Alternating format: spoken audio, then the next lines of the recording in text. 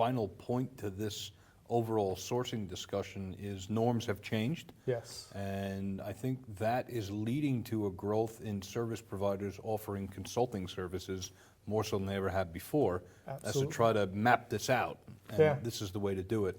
In our I think it's position. very interesting how many service providers are offering SIAM capabilities. Yeah. And it's what we call extended SIAM or Mm-hmm. eSIAM.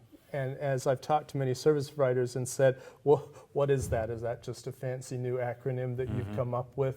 And no, it is how do I, as a provider, extend that integration Sure. so that engaging with me is easy to do. Right. I don't want to make it more difficult, I want to make it easier. And so Yeah. I'm going to extend what I would normally do in my contract to touch all of the other players and all of the other parts of the organization that have an impact on my ability to deliver to you. I'm not going to sit back and say that's not my job. And that's kind of the last 5 years.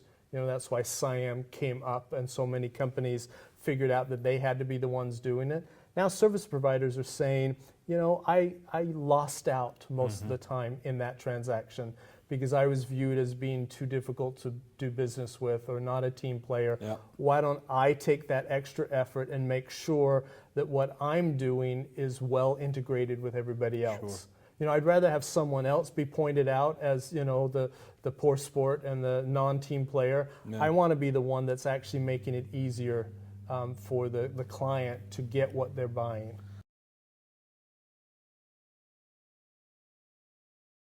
So we've talked about a lot of change happening in the IT services world, ecosystems, digital work, nearshore, consultative, I mean the entire procurement v. business v. finance engagement in sourcing.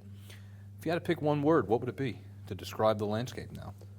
Well, so you said it, it is change, but it's not just change. It's being adaptable, it's being fungible, so it is enabling change.